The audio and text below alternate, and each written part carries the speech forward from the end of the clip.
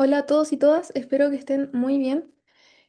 Ahora vamos a hacer la ayudantía, nuestra segunda ayudantía correspondiente a la segunda prueba. Y a modo general, les comento desde ya que la idea es que después de esta cápsula que les voy a subir a YouTube, ustedes mañana, el sábado, en la tarde yo creo que podríamos juntarnos y resolver dudas o incluso me tincaría como que pudiéramos hacer los esquemas del mensaje, porque es muy probable que el profe nuevamente les ponga esquemas como para que, porque el profe siempre pone esquemas, como desde la primera prueba hasta la última prueba en gestión 2 siempre van a ir los esquemas del mensaje, entonces creo que es importante para que lo vayan como practicando y que eso al final como que termine sumándole puntos más que restándoles. Bueno, voy a dejar de compartir mi cámara para comenzar como bien con la ayudantía porque estoy en mi casa y estoy con mis sobrinos, entonces es posible que anden niños por aquí y que escuchen a niños. Ya. Ya, la teoría U, en primer lugar, es desarrollada por Otto Scharmer y él explica que la calidad de nuestros resultados eventualmente obtenidos no van a depender tanto de lo que hagamos, sino de nuestro espacio interior o más bien la calidad de nuestra atención. Y Scharmer le da énfasis especial a los resultados individuales por sobre los colectivos, porque él dice que solo cuando el individuo, la persona como tal, logra desarrollarse, el colectivo, es decir, la organización, puede lograr su misión y visión. Y esto igual se relaciona mucho con el modelo TIL, porque el modelo TIL nos dice que cuando el individuo logra como progresar en la vida, tiene sus metas claras y tiene proyectos, y cuando los logra, solo así eso le da como una razón de ser a la organización, como tener a sus trabajadores contentos, con objetivos, hace que eventualmente se alineen con la empresa y solo así pueda seguir surgiendo. Entonces, lo que busca la teoría U en realidad es hacernos innovar. Pero para innovar hay que recorrer un camino que tiene 5 movimientos que luego los vamos a ver. Y estos 5 movimientos nos ayudan a iluminar el punto ciego. Y solamente iluminando el punto ciego vamos a poder innovar. Entonces, Charmer dice que el problema central de nuestra sociedad es que vivimos en una sociedad de fracasos institucionales. Él los denomina así. Y la causa de esto es que somos ciegos a la dimensión más profunda del liderazgo, que es la dimensión de origen. Si podemos, no sé, decir un fracaso institucional complejo y que ha repercutido mucho últimamente, ha sido lo que pasó con, con la renuncia del ministro Diego Pardo. Em, y Charmer diría que el ministro Diego Pardo fue como ciego ante su liderazgo, como que él sabía que es líder, pero no le tomó el peso necesario y por esta razón como que pasó la polémica de las cuentas de la luz. Bueno, y este punto ciego nos dice Charmer que es el lugar interior desde el que nosotros actuamos, que son en este caso como nuestros prejuicios y nuestras creencias. Y también nos dice que los líderes suelen ser incapaces de ver los hábitos estructurales que determinan de qué manera se presta atención en sus organizaciones y por ende cómo se relacionan con los stakeholders. Y un ejemplo de esto quizás puede ser, no sé si ustedes han visto esos como programas en los que un jefe como que se disfraza y va de encubierto a ver cómo funciona su organización. Siempre son como en restaurante y cosas así, en el que el jefe como que exige demasiado, pero no da las condiciones necesarias. Entonces, esto es lo que nos dice Charmer, que los líderes no se dan cuenta de la forma en la que trabaja su gente y por ende tienen como expectativas diferentes. Ahora bien, el recorrido de la U es que es un proceso. Entonces, este proceso es el recorrido. Y intentaré anotar. Así se puede. Ya, bacán. Entonces, el recorrido es en forma de U, así. Y en la primera fase, el coiniciar va acá. Luego, el coiniciar es como crear la intención común. Esto es como darse cuenta de que algo malo está pasando. Ese es uno.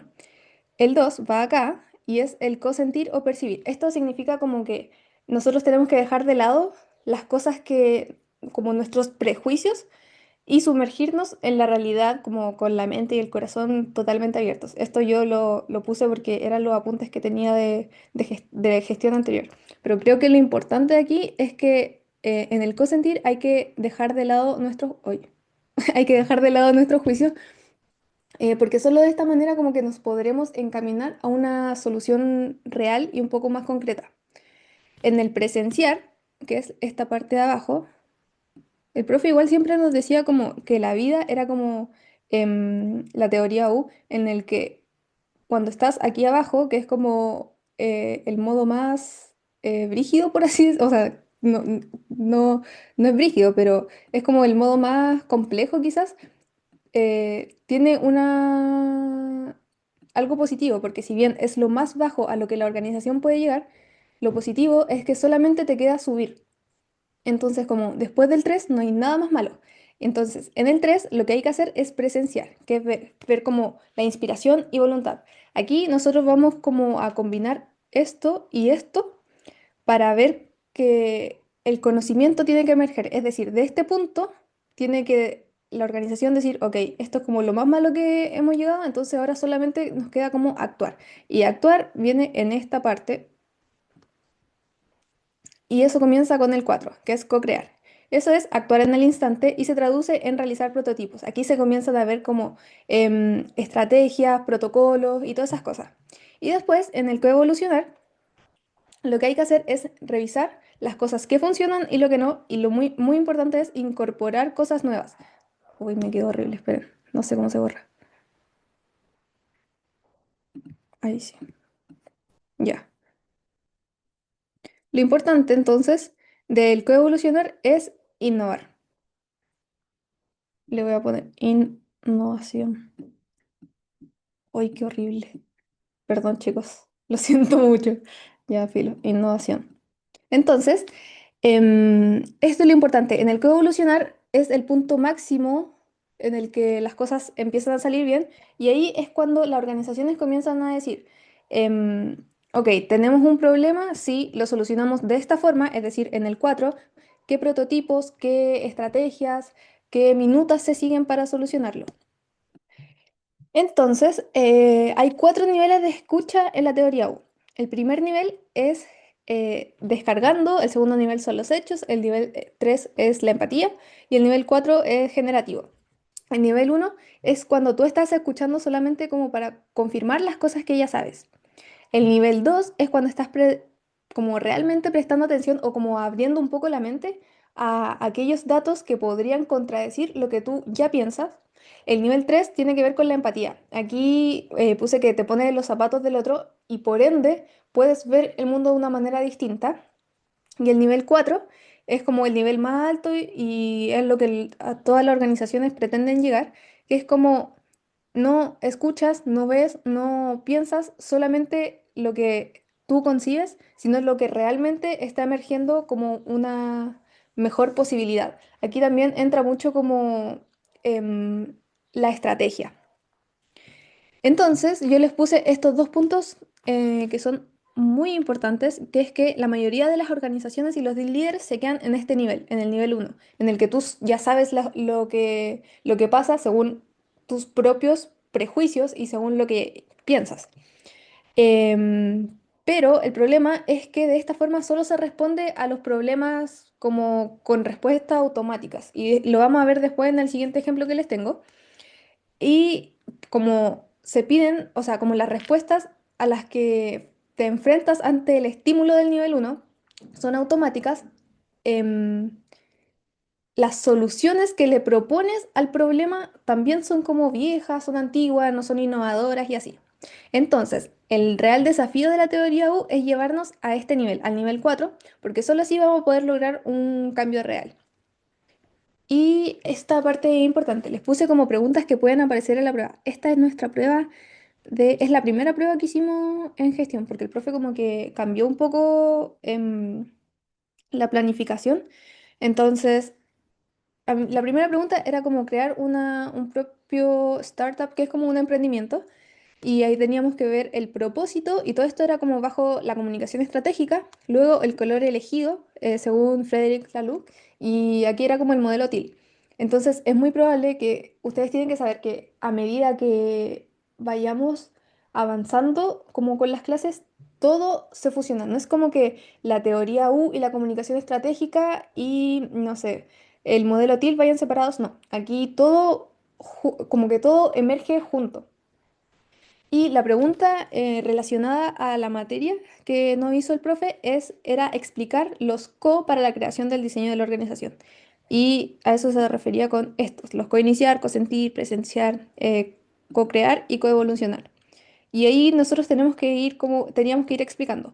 Algo muy importante que les quiero decir, porque el profe me lo dijo, es que fíjense e intenten siempre que vayan a responder algo, justificarlo con números. Creo que los números son primordiales para el profe. Al profe le encanta cuando em, le da ahí como una justificación basada en datos porque lo hace mil veces más creíble.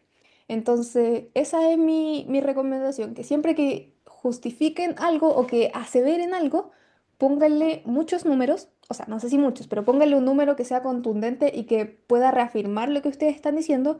Y también otra cosa importante que me percaté viendo las pruebas es que no le den como tanta vuelta a un asunto, sino que intenten ir como muy al grano porque al profe le gustan las respuestas cortas, precisas y concisas. Eso en cuanto a la teoría U, y yo les hice, ay, no sé si se ve bien, yo creo que sí. Ya, yo les hice esta como posible pregunta conociendo al profe, sé que las preguntas de él no son como tan de materia, así como dime cuáles son o dime de qué se trata la teoría U de Otto Scharmer. No creo que vaya como por esa línea, sino que al profe le gusta como que uno sepa la teoría, porque claro, podía hacer las pruebas con la diapositiva y por ende no te cuesta nada decir como qué es la teoría U, sino que al profe lo que le gusta es como poder aplicarlo. Por ende, me imaginé que el profe podría hacerle una pregunta de este tipo, que es, analiza la contingencia, puse esto así como muy a la rápida, como de la crisis de las tarifas eléctricas según la teoría U. Igual esto yo lo hice el martes, cuando recién apareció como la noticia, entonces no está actualizado. En ese entonces, recién diputados de la UDI de Renovación Nacional estaban pidiendo la renuncia, perdón, del ministro Pardo y todavía no renunciaba, pero yo creo que ustedes saben que ahora, actualmente, ya él ya renunció y como todo eso. Entonces, y otra recomendación importante. Si el profe le llega a hacer como esta pregunta, ustedes no hagan este cuadro, porque le cargan los cuadros y piensa que lo hizo ChatGPT. Tengo una amiga que respondía así en las pruebas y no le iba muy bien y la retábamos porque le decíamos como, ¿sabéis que al profe no le gusta que respondáis con cuadros porque piensa que lo sacaste como de una inteligencia artificial? Y como que siempre lo hizo y nunca le fue muy bien, por lo mismo. Así que ya. Respondan como con párrafos breves. Esa es otra recomendación. Entonces, en el coiniciar, por ejemplo, vamos a analizar la contingencia. Entonces, el coiniciar sería... Ah, no, esperen. Antes, algo muy importante. Es que la teoría U es como... lo que busca la teoría U es dar una respuesta que no sea la automática. No sé si se entiende. Por ejemplo, ante lo que pasó con Diego Pardo, eh, lo que la opinión pública, lo que los diputados de oposición querían era que automáticamente renunciara. Entonces, ¿qué nos dice la teoría U? Que los procesos no necesariamente tienen que ser así porque la idea es innovar en las respuestas ante como diferentes problemas. Y eso es lo que hay que hacer, como bajo la teoría U no está bien que Pardo haya renunciado porque, pucha, nada que ver, pues como la idea es innovar. Entonces, si cuando alguien se manda a un condoro, lo primero que alguien dice es como abandona o renuncia, eso es lo que Otto Scharmer diría que está mal, porque la idea es innovar para dar una solución que realmente sea efectiva y que provoque como que no se vuelva o que dé garantías de no repetición. Entonces, tenemos el coiniciar. Para coiniciar, la respuesta política automática sería pedir la renuncia y por ende lo que se debería hacer realmente, según la teoría U, es como convocar a un diálogo de alto nivel en el que participen diferentes stakeholders como el gobierno, la oposición, parlamentarios, entes reguladores, consumidores, las personas que fueron afectadas y en este como comité o diálogo, la idea es como tener el compromiso explícito de no exigir renuncias hasta comprender el problema de foco. Luego tenemos el copercibir y aquí lo que se tendría que hacer es hablar como con las personas que cometieron el error, como con los técnicos, que creo que era Pardo y no sé quién es el encargado, como que hay una fórmula en verdad para ver lo de las tarifas eléctricas y eso tiene que ver el Ministerio de Energía y supongo que alguien como del Banco Central o no sé, como una persona que esté, que sepa sobre el IMASEC, asumo. Entonces, las personas que cometieron el error deberían ser citadas, hablar con ellos y también hablar con las familias afectadas para entender como el real impacto humano y de qué manera se falló, si fue una falla, perdón, humana, como de que se equivocaron en el cálculo, si lo hicieron con querer, no querer y todas esas cosas. Luego, en el presenciar, que es el punto como culmine de la U, el más bajo, lo que se debería hacer, según la teoría U, es realizar como una instancia de reflexión para formular una intención estratégica conjunta. Y eso se da en el 4 porque se acuerdan que yo les decía que... ¿Dónde está el color?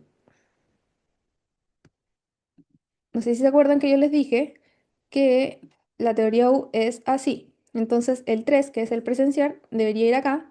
Y es cuando te das cuenta que tienes que hacer algo. El co-crear es cuando estás acá y comienzas a hacer ese algo. Y ese algo es crear el prototipo de transparencia tarifaria. Esto me lo inventé yo. Y este prototipo lo que en mi mente busca es como diseñar una plataforma pública y ojalá online y que sea auditable como para calcular las tarifas y que sea seguro, como tener la información que cada persona pueda em, ver cuánta plata va a pagar, pero mediante alguna ecuación o no sé, me imagino como una calculadora de tarifas eléctricas.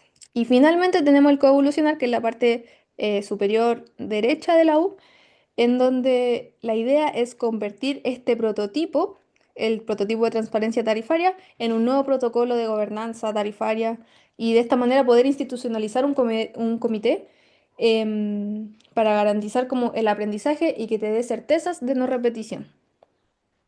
Eso en cuanto a la teoría U,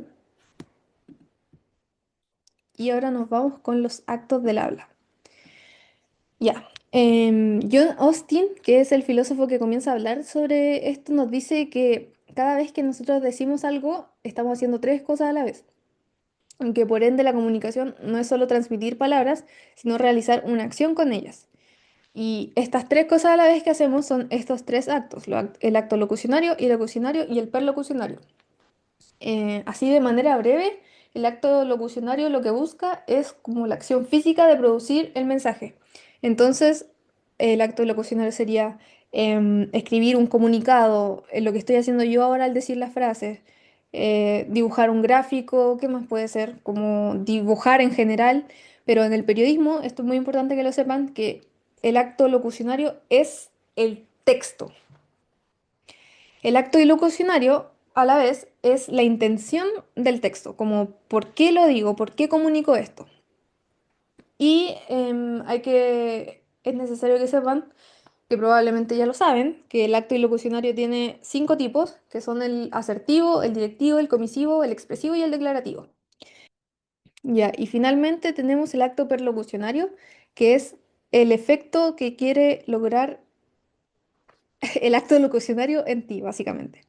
Y les puse como clave que el efecto no siempre se logra, y el efecto puede ser convencer, asustar, informar, generar pleito, generar debate y cosas así. Entonces, esto le puse que no siempre se logra, pero siempre existe la intención.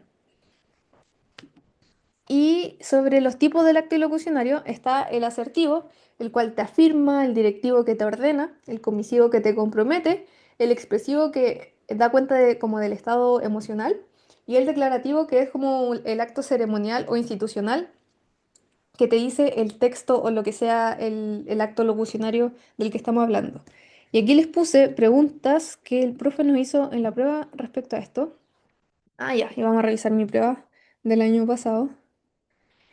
Ya, lo que el profe nos hace y que puede ser que les haga a ustedes es que identifiquen los actos del habla. A nosotros nos puso este comunicado y como contexto había pasado que ¿cómo se llama? Un soldado conscripto falleció, entonces la Armada dio un comunicado y el profe lo que hizo fue que analizáramos este comunicado, identificáramos en primer lugar los actos del habla y en el caso de que hubiera acto ilocucionario, explicar los 5 actos del habla. Y así nos quedó más o menos, no fue más o menos bien, solo nos equivocamos en algo, ya, pero miren. Entonces nosotros pusimos que en relación al lamentable y sensible fallecimiento de un soldado conscripto, pusimos que era expresivo porque demuestra el estado emocional por parte de la institución. Porque aquí te dicen como lamentable y sensible fallecimiento. Luego, aquí nos equivocamos, porque mi compañera que puso que esto era declarativo y que correspondía al acto ceremonial. Y en este caso se habla sobre un sensible y lamentable fallecimiento. El profe dijo que no, que era expresivo y comisivo y tiene toda la razón, pues porque al decir reitera es comisivo porque se compromete a algo y es expresivo porque habla de la sensible pérdida. Y luego dice, tal como se manifestó a la familia, la cartera colaborará activamente en esclarecer las circunstancias en las que se produjeron los hechos, y esto es comisivo porque el Ministerio de Defensa se compromete a colaborar con la investigación, y, es decir, se está como comprometiendo.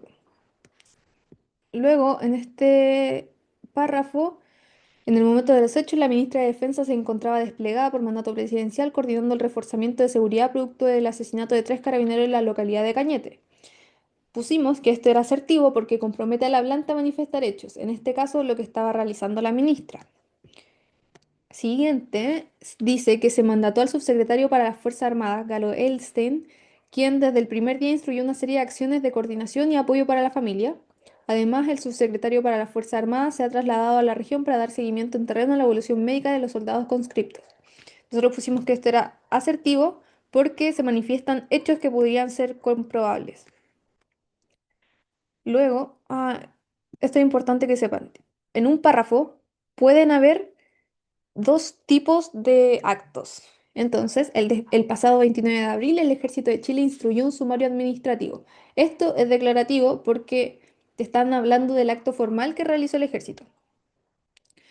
Y en esta parte sigue con para establecer las circunstancias en las que se produjo el fallecimiento, así como las eventuales responsabilidades. Y aquí también hay 2 actos. Es directivo, porque invita al receptor a realizar lo estimado por la institución, porque instruyeron el sumario administrativo. Y es asertivo porque compromete al ejército a realizar lo expresado en el comunicado.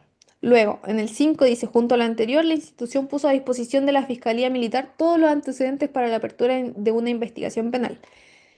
Mi compañera puso que es asertivo porque compromete a la institución, sí, porque aquí te dice que la Fuerza Armada, o sea, el ejército, pone a disposición de la Fiscalía Militar los antecedentes.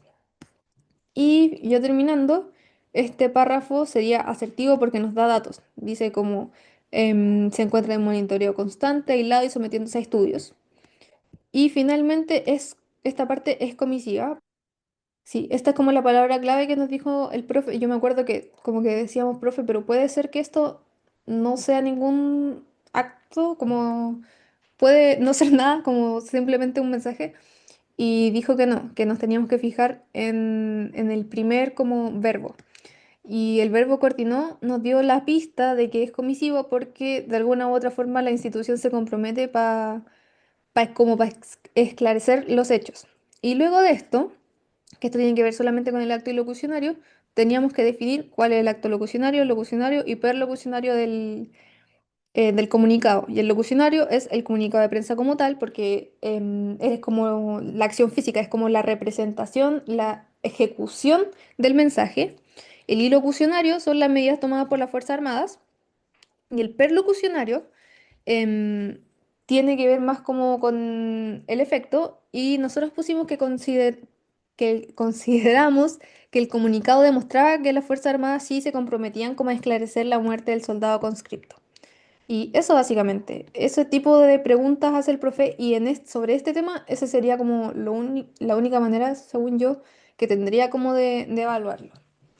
Ahora bien, pasando a los modelos de planificación discursiva, tenemos que tener en cuenta que este modelo te da como un mapa no, de cuatro etapas principales para asegurarte que tu comunicación, ya sea un comunicado de prensa, un discurso, una minuta, una presentación como tal, una campaña política o el tipo de campaña que sea, logre ser efectiva, logre como entregar el mensaje de la mejor manera y lograr que tú puedas como tener el efecto esperado en el receptor. Y los modelos de planificación discursiva son estos cuatro. En primer lugar está la estrategia temática. Esto te da como la idea central, es lo más general, es como lo que tú quieres comunicar. Y para esto tienes que saber qué quieres comunicar, cuáles son las condiciones del entorno y las necesidades o expectativas que tiene tu público. Por ejemplo, en una campaña presidencial, y queremos hablar, no sé, José Antonio Caz siempre quiere hablar como de seguridad. Entonces, el problema o asunto a comunicar es la seguridad en Chile. Las condiciones del entorno que lo definen es que en Chile la percepción de inseguridad ha subido durante los últimos 8 años a niveles como, no sé, demasiado estrepitosos y no sé qué. Y las necesidades o expectativas del público es que los votantes de José Antonio Caz y la gente en general en Chile como que está muy como, la seguridad, que necesitamos militares a la calle y como solucionar el problema de la inseguridad. Entonces, él define que estas son las necesidades y lo que esperan las personas es que se acabe con la inseguridad. Por ende, su idea central que quiere comunicar es que él, como futuro presidente de Chile, te va a dar como todas las certezas para que Chile vuelva a ser un país seguro. Luego tenemos la estrategia argumental, en donde se define el efecto deseado en la audiencia. Y siguiendo con el ejemplo de Kast, la estrategia argumental sería como definir que las personas que están indecisas o que son de derecha, pero piensan que soy muy radical, quizás logren votar por mí porque se den cuenta que soy la única opción viable, no sé qué, no sé qué. Luego tenemos la estrategia textual, que es el tipo de texto más adecuado. Entonces, aquí lo primero que hay que hacer es elegir el género discursivo, ya sea como publicitario, institucional o periodístico, que en el caso de José Antonio Caz, siguiendo como con el mismo ejemplo, es publicitario, y el estilo o registro, que tiene que ser formal o casual según el campo y modo de comunicación. Aquí lo que hace Cast básicamente es que todo depende del contexto, básicamente. Si está ahí en la calle, obviamente se va a andar como, igual que Artés, como que se andan sacando fotos de una manera mucho más casual y el discurso que pueda tener va a ser como más amigable y entendible. Pero si estás en un espacio con un debate, el estilo va a ser completamente diferente, va a ser formal, va a ser como más recatado, va a pensar mil veces más las cosas que dice porque lo están viendo todo el mundo, o sea, al menos todo el país. Y finalmente, la estrategia mediática es como la difusión más apropiada. Lo primero que hay que hacer, uy, no puse los números, pero lo primero que hay que hacer es definir el soporte, que es como si es multimedial, si es audiovisual solamente, si es gráfico, si es solamente texto o el medio, que si lo quieres dar como por prensa, por radio, por televisión, por redes, cómo puede ser más eficiente difundir tu mensaje. Esta estrategia mediática se da mucho con presidencia. Por ejemplo, el presidente tiene claro que la única manera de llegar a más personas para dar anuncios importantes es cuando hace estas como cadenas nacionales y que se dan en todos los canales, es decir, en televisión, precisamente a una hora. Esta es una estrategia mediática. ¿Por qué? Porque, no sé, siempre se hacen como a las 9, sí, como tipo 8 o 9, cuando ya están todos, o la gran mayoría están en su casa, como viendo las noticias o terminando la teleserie y viendo las noticias. Entonces ahí se hace un corte y es la estrategia mediática en la que sabe que hay mucha gente viendo televisión y por ende se elige esa difusión, ese medio de difusión más apropiado porque es el que va a lograr mayor alcance. Luego, en el discurso corporativo, tenemos los stakeholders. Y creo que este es un punto muy importante porque si se dedican a comunicaciones estratégicas o como más corporativa en general, van a escuchar mucho este término. Y los stakeholders son, no sé, grupos, organizaciones, personas, todo aquello, todo ente que tenga interés en la empresa u organización o incluso medios de comunicación, porque puede ser afectado por ella o a su vez puede afectarla. Por ejemplo, yo trabajo en una consultora de comunicaciones estratégicas. Entonces, nuestros stakeholders son la competencia, son el gobierno, son todas las empresas que eventualmente nosotros podríamos darle consultoría y también, dependiendo de la consultoría que tengamos, van a ser precisamente como hay stakeholders relacionados a cada uno de los proyectos. En un medio de comunicación, por ejemplo, los stakeholders van a ser, en primer lugar, la audiencia, también pueden ser los otros medios, y así, no sé, vamos a dar un ejemplo, WOM. WOM, los stakeholders, perdón, principales son el Ministerio de Transporte y Telecomunicaciones, porque es el ente regulador, son la competencia, es decir, Entel, Claro, Movistar, bla, bla, bla, y la audiencia, diría yo. Esos son como los tres stakeholders más importantes. Pero no son solamente los clientes, sino que van más allá del mercado. Y como les dije anteriormente, son también los empleados, es decir, como los trabajadores, las familias de los trabajadores, la competencia, los entes reguladores, como les dije, que son los ministerios, y la prensa.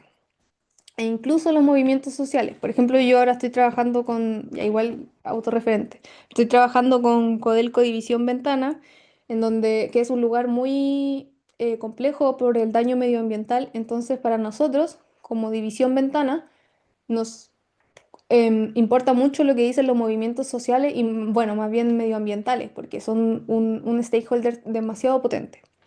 Y finalmente, es importante que sepan que los stakeholders siempre, pero siempre van a tener necesidades y expectativas. Y la manera en la que nosotros sepamos cuáles son nos permitirá ejecutar una mejor comunicación. Creo que eso es lo primordial.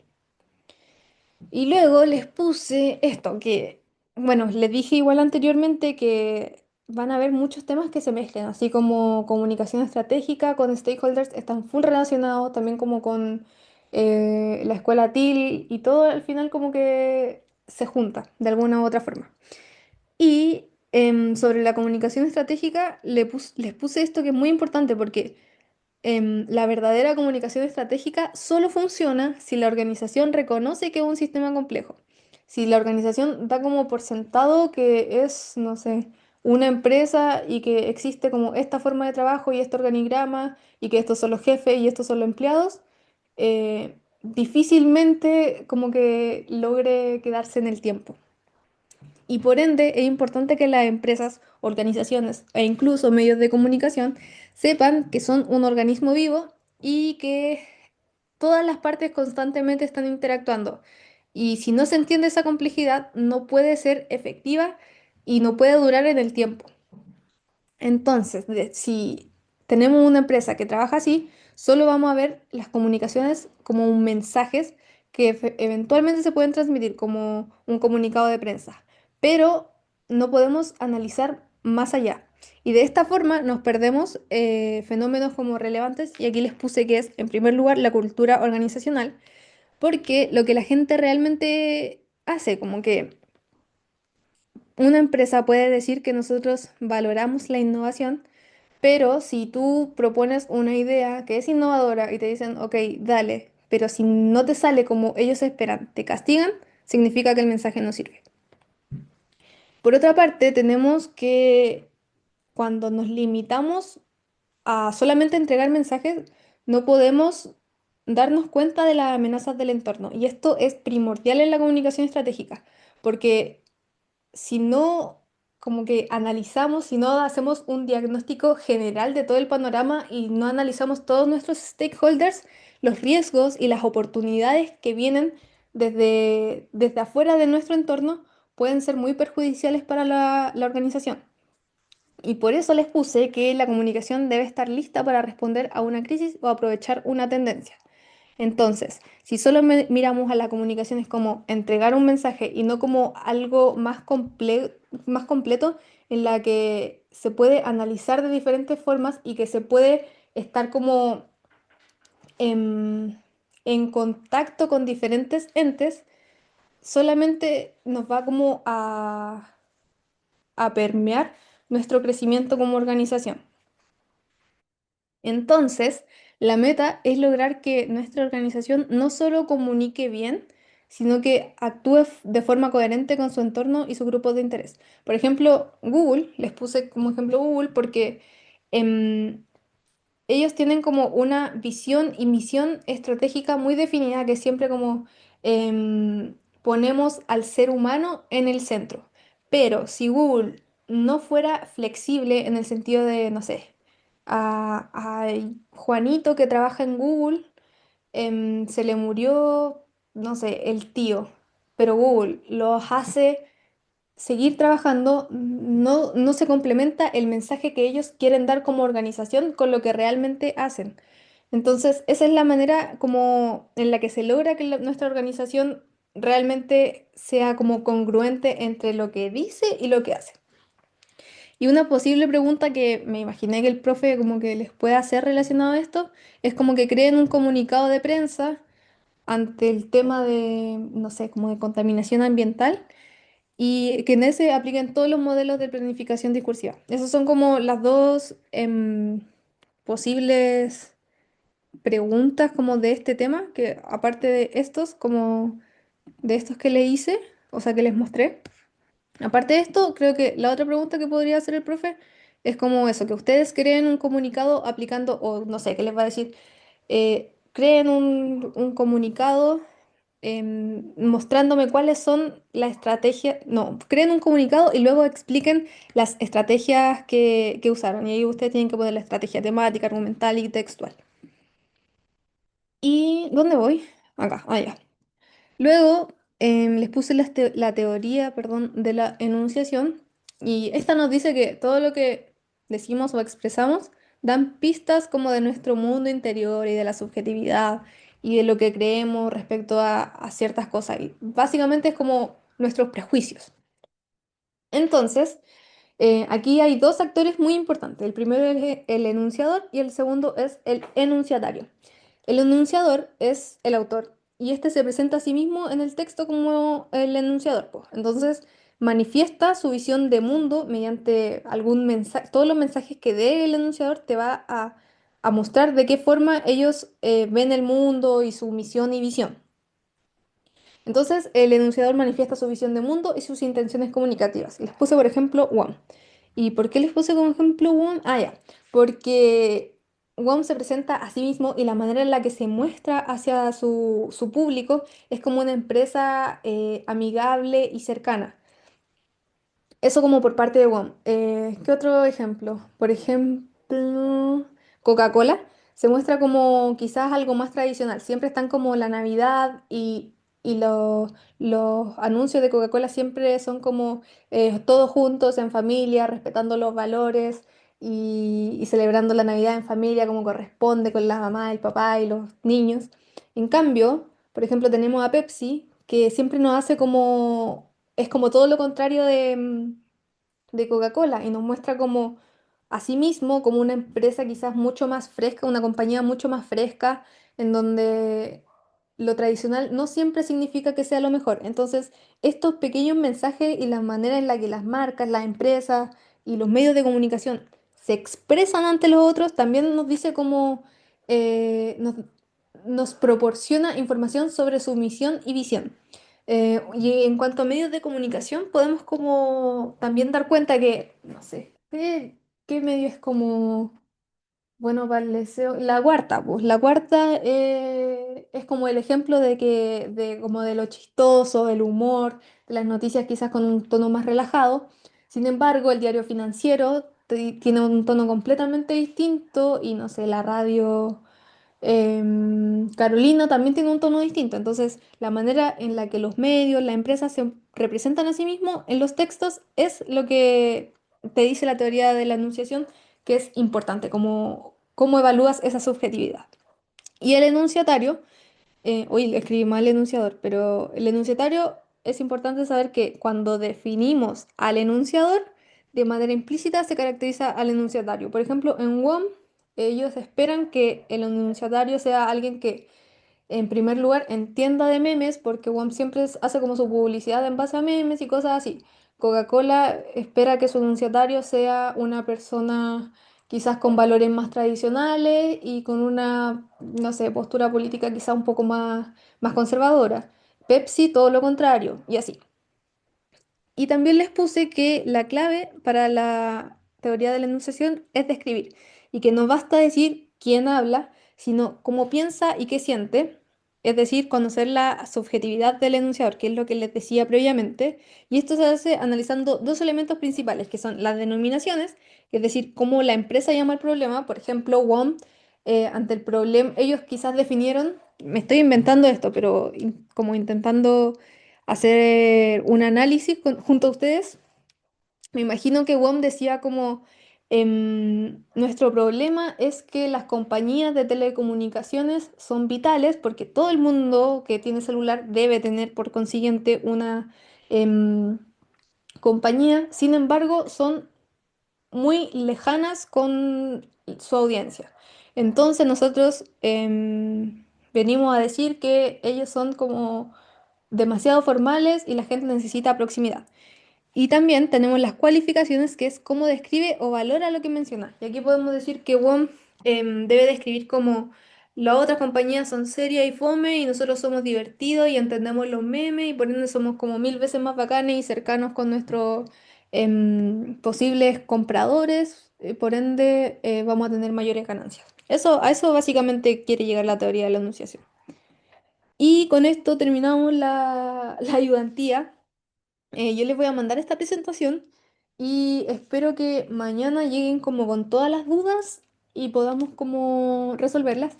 Y también vamos a hacer, podríamos hacer uno o dos ejercicios, depende de cómo estemos de tiempo, sobre los esquemas del mensaje. Así que eso, intenten leer noticias, intenten leer mucha prensa porque les va a servir caleta. El profe difícilmente les pregunte solamente materia y no cosas de actualidad. Así que esa es mi recomendación. Espero que estén muy bien y que vean esta ayudantía y que mañana se conecten a nuestra reunión por Zoom. Así que eso, que estén muy bien y adiós.